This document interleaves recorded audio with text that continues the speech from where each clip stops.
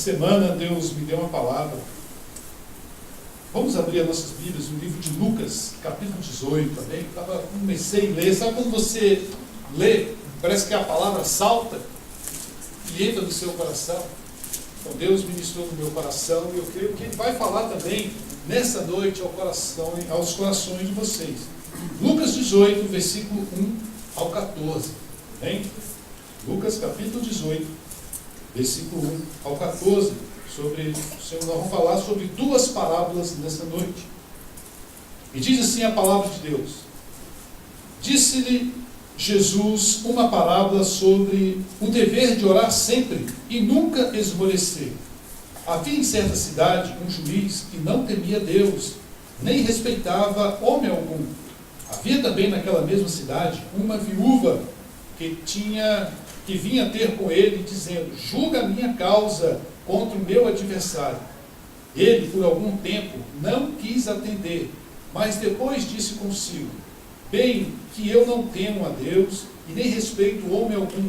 Todavia, como esta viúva me importuna, julgarei a sua causa para que suceder que por fim venha a molestar. Então disse o Senhor: considerai o que diz este juiz iníquo. Não fará Deus justiça aos seus escolhidos que a Ele clamam dia e noite, embora pareça demorado em defendê-los? Digo-vos que depressa lhes fará justiça. Contudo, quando vier o Filho do Homem, achará porventura fé na terra?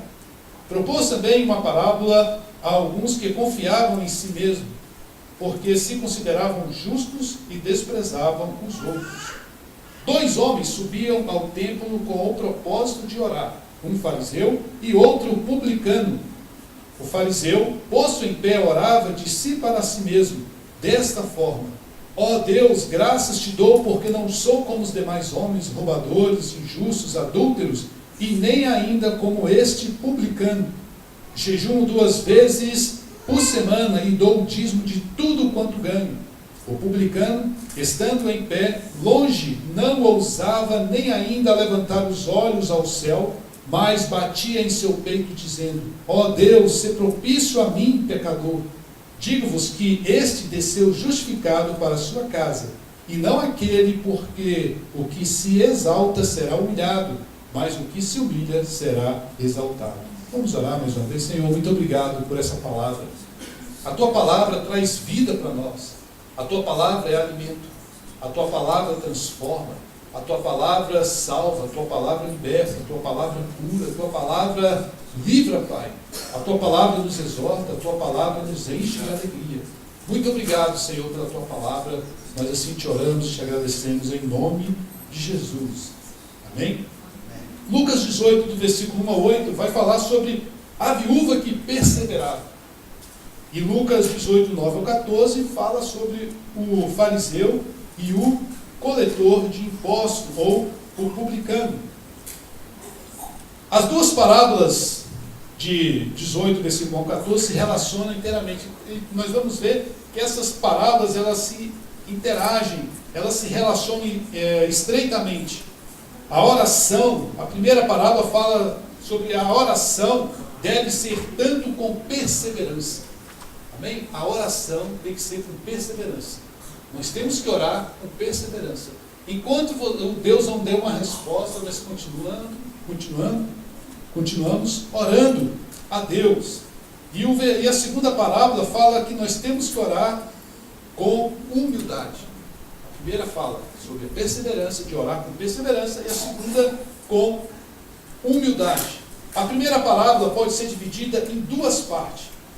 A parte A, vamos falar sobre si a parábola, e a parte B nós vamos ver qual é a lição dessa parábola para nós.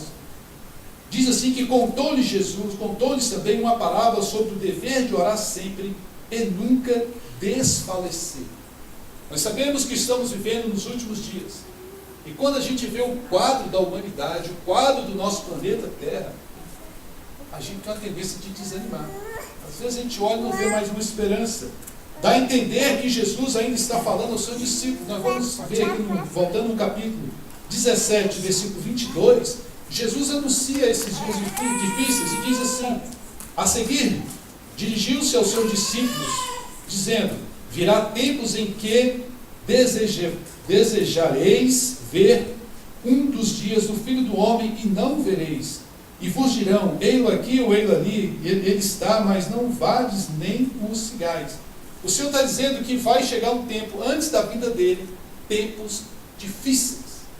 E nós estamos vivendo esses tempos difíceis. Mas diante dos tempos difíceis, será que as orações terão valor? Será que se nós orarmos algo vai acontecer? E no fim dessa parábola o Senhor vai falar assim, será que quando vir o Filho do Homem, será que vai achar fé na terra? A oração está ligada com a fé. A oração está diretamente relacionada proporcionalmente com a fé. Então, se eu oro, a minha fé vai aumentando. Se eu deixo de orar, eu vou enfraquecendo. E o Senhor falou para aquela mulher o dever de orar sempre e nunca desfalecer. Mas será que a nossa oração, as orações terão valor? Em resposta a essa pergunta, Jesus ele vai contar uma parábola. O seu propósito é mostrar que, se até mesmo um juiz terreno, um homem muito ímpio, finalmente ele trata com justiça uma viúva que persevera, quanto mais o justo, o santo e amoroso, o Pai fará justiça aos seus eleitos, que continuamente clamam de dia e de noite. O segredo de nós alcançarmos a nossa vitória, irmão, não é parar no meio do caminho, é continuar. Não é porque nós perdemos uma luta, quer dizer que nós perdemos a batalha. A nossa vida é feita de batalhas. Feita de batalhas. E ele fala assim, dizendo, havia numa cidade um certo juiz, que nem a Deus temia, e nem respeitava homem algum. Nós vamos ver que nós estamos vivendo esse tempo. Os juízes, os políticos que estão lá, através das atitudes, eles não respeitam, acham que eles se bastam. Então havia um juiz que não temia Deus. E Jesus associa esse juiz a uma cidade, o seu lugar de segurança, local de trabalho onde ele mandava e desmandava. Ele era um antideus. Ele não acreditava em Deus. Ele não temia Deus. Se tem Deus, eu não temo. Ele não tinha respeito pelas pessoas. Você já conheceu alguém assim que não respeita pessoas? Era egoísta, desprezível. Eu creio que sem compaixão, sem amor e sem ternura, ele se bastava. Ele se considerava tal. Eu mando, eu posso. E Jesus fala, esse camarada é ruim. Esse camarada é ruim, é ruim. Será que você, na condição que você está, você teria coragem de chegar diante dele para pedir alguma coisa? Mas aquela cidade, além de juiz injusto, um juiz iníquo, havia também naquela cidade, na mesma cidade, uma certa viúva. A Escritura ensina com referência às viúvas, como Deus protege. Irmão, Deus tem um cuidado especial com os órfãos e as viúvas. Deus tem um tratamento em relação a essas pessoas. E como Ele insiste que se demonstre bondade para com elas, abençoando os que as ajudam e castigando os que as prejudicam.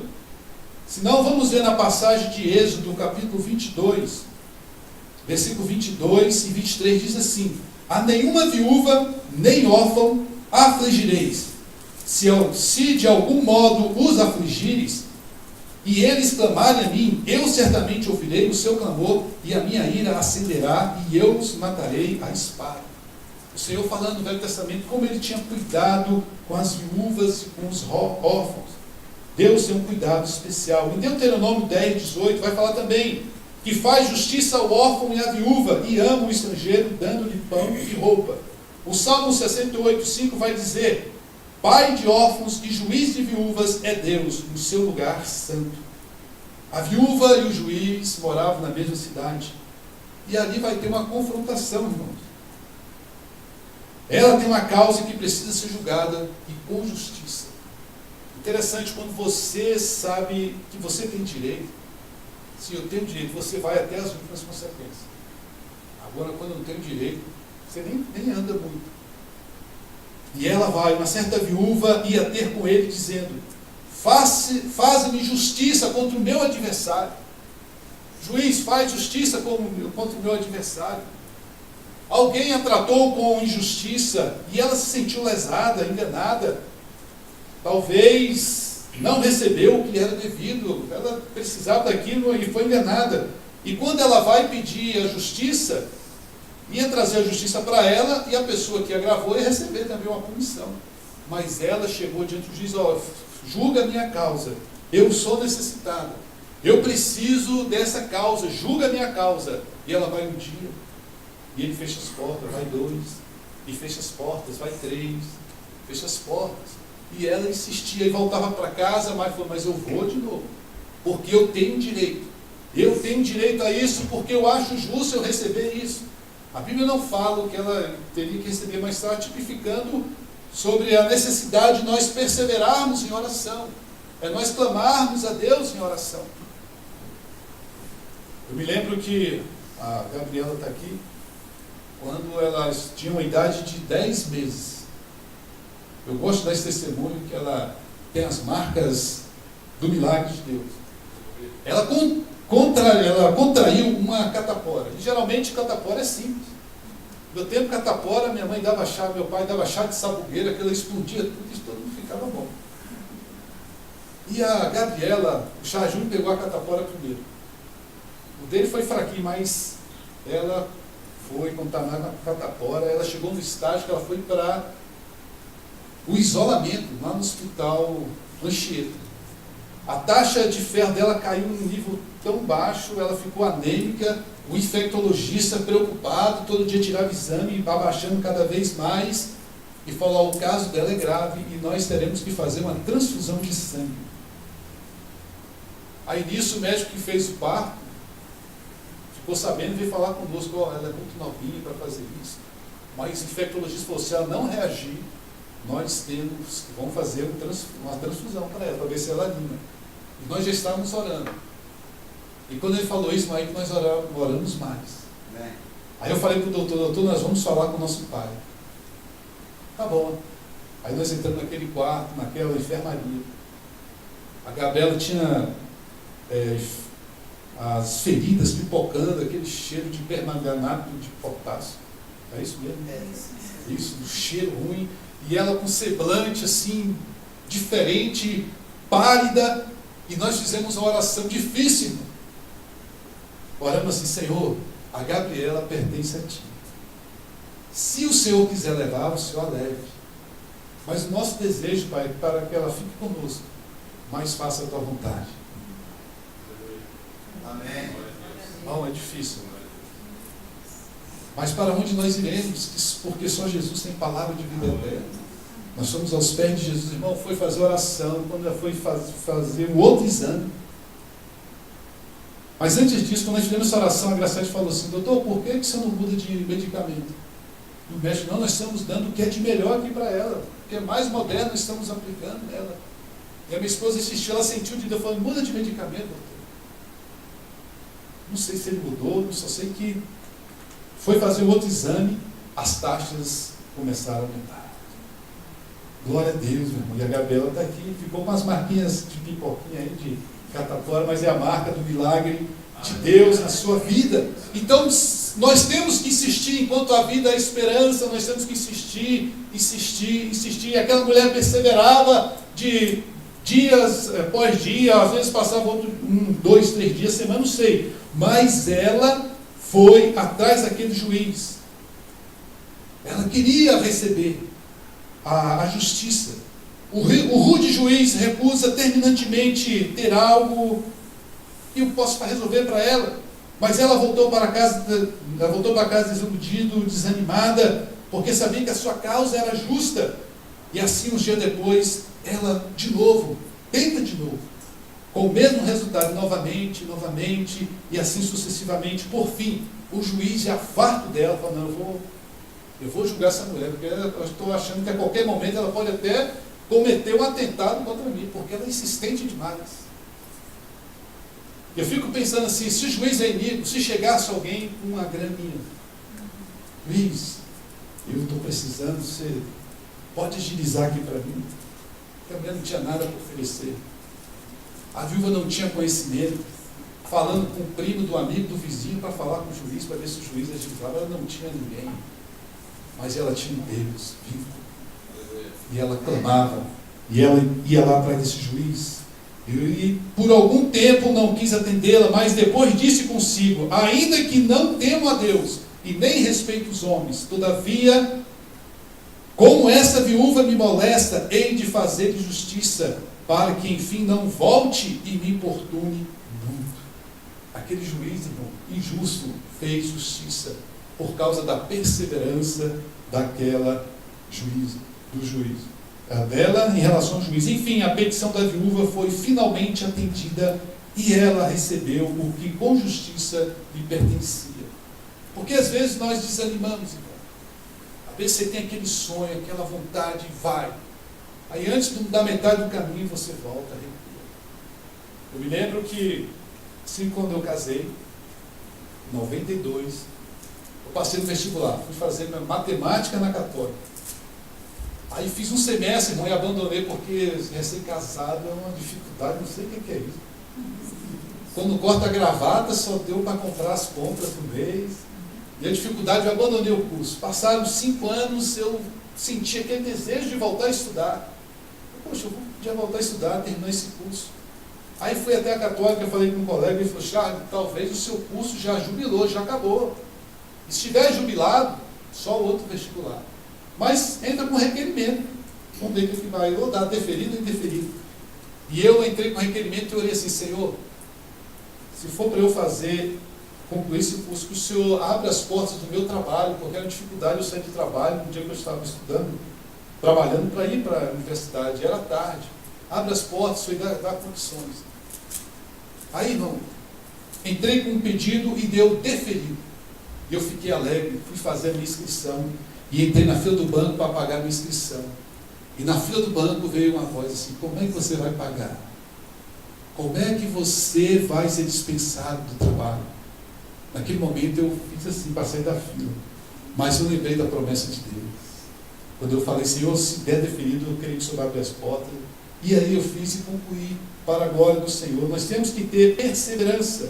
Mas qual a lição que nós tiramos dessa primeira parábola? Então o Senhor disse: ouça o que disse esse juiz injusto. Ouça o que ele falou. E agora Deus não fará com que se faça justiça aos seus eleitos? Vocês que são escolhidos, vocês que foram eleitos por Deus, que continuam clamando dia e noite, Ele fará justiça para vocês. Deus fará justiça aos seus escolhidos, eleitos antes. Vocês são eleitos antes da fundação do mundo. Ele nos elegeu para o serviço de salvação, porquanto com amor eterno Ele nos amou, diz lá em Jeremias 31:3. Deus fará justiça, porque Deus é Ele é juiz reto, Ele é justo juiz, e Ele fará justiça à nossa causa. O que às vezes você acha que é impossível, você tem colocado os seus impossíveis diante de Deus. Você tem colocado aquilo que está te incomodando, talvez te incomoda há anos. E às vezes você já até parou de orar em relação a isso. Mas essa noite, o Senhor fala: clama a mim, minha serva. Clama a mim, meu servo. Clama a mim e eu vou responder. Eu vou falar grandes coisas que eu tenho a teu respeito. Eu vou trabalhar nessa causa. Apresente a tua causa para mim. Apresente diante do Senhor aquilo que está te incomodando. Deus requer que nós perseveremos em abrir o nosso coração a Ele. Ele responde às nossas súplicas dos que continuam a clamar a Ele de dia e de noite. A palavra de Deus diz isso. O juiz iníquo demorou em fazer justiça, porém Deus, digo-vos que depressa lhes fará justiça. Às vezes a gente conta os nossos problemas para muitas pessoas, que não tem nada a ver com os nossos problemas. Às vezes tem gente tão desesperada que às vezes chega num ponto de ônibus, olha para uma pessoa e quer desabafar, mas esquece de falar para aquele que resolve tudo. Esquece de falar para Deus. Em 2 Pedro 3,9 diz que o Senhor não tarda a sua promessa, ainda que alguns a tenham por tardia, mas Ele é longânimo para conosco, não querendo que alguns se percam, senão que todos venham a arrepender-se. E o Senhor faz, no último versículo 8 dessa parábola, ele diz: mas quando, porém, vir o Filho do Homem, porventura achará fé na terra? Achará fé na terra? Como é que está a nossa fé, irmão? Diante dessas dificuldades, diante dos dias maus. A nossa fé é impulsionada pela quantidade de tempo que nós gastamos com Deus em oração. Faz esse teste. Quanto mais a gente ora, irmão, mais a fé vai aumentando. Porque quando eu oro, eu vou entrar em intimidade com Deus. Eu vou abrir meu coração para Deus e falar: Deus, eu não posso, mas o Senhor pode. Eu não consigo, mas o Senhor consigo. Eu não vejo uma solução, mas o Senhor vê. Eu entrego a Deus, eu confio em Deus. A oração nos traz alívio. A oração, quando nós oramos e confiamos em Deus, Ele lança fora toda a ansiedade. Ele tira a ansiedade do nosso coração. E nós vamos andar com cabeça erguida. Quando nós confiamos em Deus, algo acontece, milagre acontece. Eu me lembro que nós viajamos aos Estados Unidos e houve a oportunidade para o Charles Júnior ficar lá. Na época ele tinha acho que 13 anos ou 12. Irmão, ele ficou lá, deixamos ele lá uns 6 meses. É muito difícil. Teve noite, eu confesso que era difícil dormir. Aí eu fui orar a Deus e Deus falou: meu filho, eu cuido dele lá e aqui, por que você está assim? Se eu não tivesse orado a Deus, eu ia ficar com essa dificuldade. Não é mesmo, Deus, eu tenho que lembrar que o Senhor que guarda a gente em qualquer lugar. E nós entregamos ali aquela situação. Amém? Será que você está guardando situações para você tentar resolver? Mas essa noite, eu digo, entrega nas mãos do Senhor. Entrega nas mãos dele. Confia nele e o mais, sabe o que vai acontecer? Tudo Ele fará. Amém? Hoje nós vemos, está fechando muitas lojas, está fechando escola, mas creia no Senhor. Aquilo que Deus te deu, o homem não vai tirar. E Ele tem coisas boas para você. Não pode haver dúvida sobre o fato que ainda haverá crentes na terra. Ele falou: mas quando Jesus vier na terra, vai ter crentes aqui nessa terra. Será que Ele vai achar fé? Será que Jesus viesse hoje? Será que Ele encontrar fé no nosso meio? Como é que está a sua fé? Está do tamanho do grão de mostarda? Ou do tamanho de um átomo? Quando eu estudava, o átomo era a menor partícula. Mas eu acho que já tem outras. Como é que está a sua fé? Firma na fé, meu. E apresenta a Deus as tuas petições, o teu clamor. Apresenta diante de Deus. Agora a segunda parábola vai falar sobre o fariseu e o coletor de impostos, ou o fariseu e o publicano. Uma pessoa, na primeira, diz que uma pessoa deve orar e nunca desistir. Além disso, deve orar com uma correta atitude de mente e coração. E o Senhor vai dizer assim: e disse também essa parábola a uns que confiavam em si mesmo, crendo que eram justos e desprezavam o outro. 2 homens subiram ao templo para orar, um fariseu e outro publicano. O fariseu, estando de pé, orava consigo dessa maneira: ó Deus, graças te dou, porque não sou como os demais homens, roubadores, injustos. E ele olha para o lado: nem ainda como esse publicano aqui, nem ainda como ele, porque eu oro, Senhor. Eu oro 2 vezes. Eu oro várias vezes. Desculpa. Porque não sou como os demais homens, roubadores, injustos, adultos, nem esse como publicano. Eu jejuo 2 vezes por semana e dou o dízimo de tudo quanto tenho. Ele orava de si para si. Ele mesmo se auto-julgando, se mostrando que era superior ao outro. O publicano ainda nem estando em pé, de longe nem ainda queria levantar os olhos ao céu, mas batia no seu peito dizendo: ó Deus, tem misericórdia de mim. Eu sou um pecador, Pai. Eu sou um pecador e necessito da tua misericórdia. E o Senhor fala: digo-vos que este desceu justificado para a sua casa, e não aquele, porque a qualquer que a si mesmo se exalta, será humilhado, e qualquer que a si mesmo se humilha, será exaltado. As 2 parábolas apresentam 2 homens, 2 orações e 2 resultados. Os 2 homens, o templo era usado não só para os trabalhos religiosos, públicos, para o oferecimento de sacrifício, mas para a instrução e também para as devoções individuais. Um fariseu, ao entrar no templo para orar, era o fariseu, que ele entrara no templo para orar. Já que os componentes dessa seita eram muito piedosos, o fariseu era visto como uma pessoa muito piedosa. Era aquelas pessoas que gostavam de subir, mesmo no lugar mais alto, e abrir sua boca e orar para que todos o vissem. E olhar para ele e falar: pai, esse homem aí é importante. Eles gostavam de ser elogiados. Eles gostavam de ser vistos pelos demais. E eles mesmos se consideravam assim.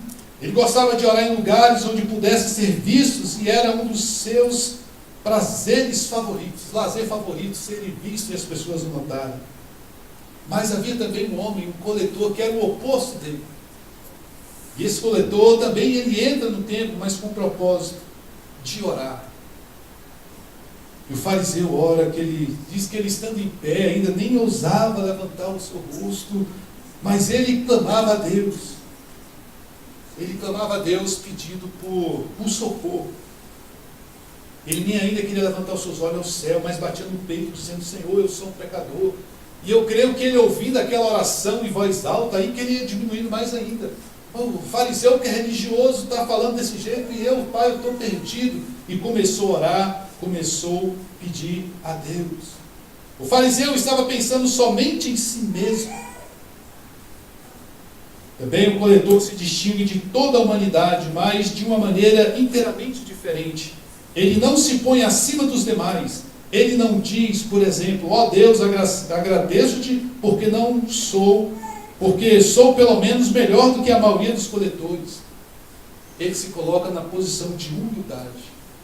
Então, para a gente entrar diante de Deus, nós temos que entrar em oração e entrar também com o coração humilde, irmão.